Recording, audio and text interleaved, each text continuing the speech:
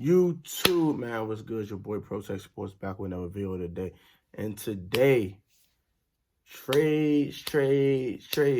You get traded. You get traded. You get traded. We all get traded. Trade deadline, man. Around the corner for NFL. We got a lot of moves.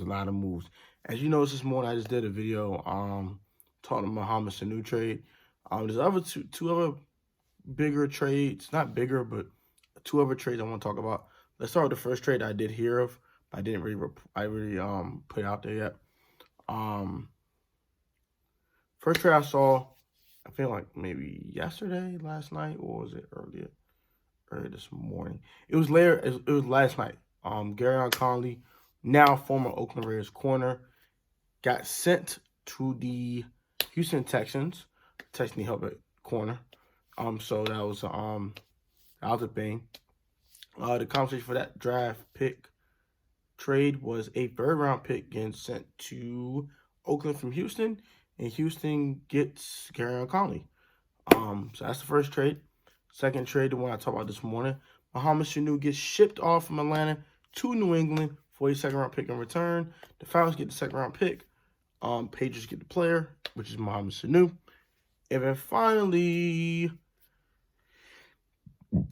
Niners get Emmanuel Sanders. Denver ships him away to San Francisco. San Francisco sends a third and fourth round pick. And the Broncos send a fifth round pick in Emmanuel Sanders. Okay, boom. All three trades are now on the table. Emmanuel Sanders and a fifth round pick in 2020 draft gets sent to the Broncos, not to the Niners, and Niners get in return Emmanuel Sanders, fifth round pick. Oh, I'm sorry. First trade that I just brought up was third round pick, fourth round pick, go from San Fran to Denver. Denver sends fifth round pick and wide receiver Emmanuel Sanders. Second trade was Mohamed Sanu gets sent to New England. New England sends a second-round pick to Atlanta. And then finally, Gareon Conley gets shipped from Oakland to Houston. Houston sends a third-round pick in the 2020 NFL Draft to the Oakland Raiders. Let's start with that trade. I don't know who won that first trade with Gareon Conley, to be honest. I did not watch a lot of Gareon Conley tape. I'm going to be frankly honest. But they need help at corner, apparently. They're kind of desperate, and they saw a young talent in Gareon Conley, and they thought, let's go get this kid and maybe continue to mold him, and maybe he could be our number one corner. So we'll see how it looks in maybe a year or two if Gareon Conley's still on the Houston Texans roster or not. If not, then we know who won the trade. If Gareon Conley blossoms into a wonderful shutdown corner, then we know who won the trade. And the third thing is if he becomes a starter, a nice starting corner, but not quite a shutdown corner, then I think the trade's about even. So if he becomes a solid starter, the trade's even. If he becomes a really good corner, Oakland lost the trade. And if he just becomes a straight-up bum, Oakland won the trade. So it all depends on how he plays from now on. But right now, I'm going to say it's about even. The conversation is about fair. Gareon hasn't showed the ability to stay healthy, so you were not going to get a first-round pick in return. You weren't getting a first-round pick back. That was over with. And the second-round pick wasn't going to be a thing either because he just couldn't stay healthy. So the third-round pick sounds about fair compensation. So right now, I think the trade is fair. Trade's even. But if Gareon turns to be a really good corner, then Oakland definitely lost that deal.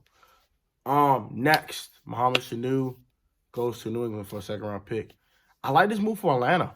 They're not winning right now. They're kind of rebuild mode, as you know. They're 1-6. They're not winning anything anytime soon. Dan Quinn is getting out the door, and a new coaching staff, and they don't have the cap room to re-sign Mohamed Sanu. Shout out my boy Blackbird Blitz on that. When I brought the trade this morning, he did bring it up to me. Shout out to you, bro. Thank you for letting me know. A really, really diehard Atlanta Falcons fan. He told me they wanted a cap room to keep the guy. Let's go and move him. Let's get a second round pick for him, and just a second round pick to maybe improve our team with something else. That's a smart move.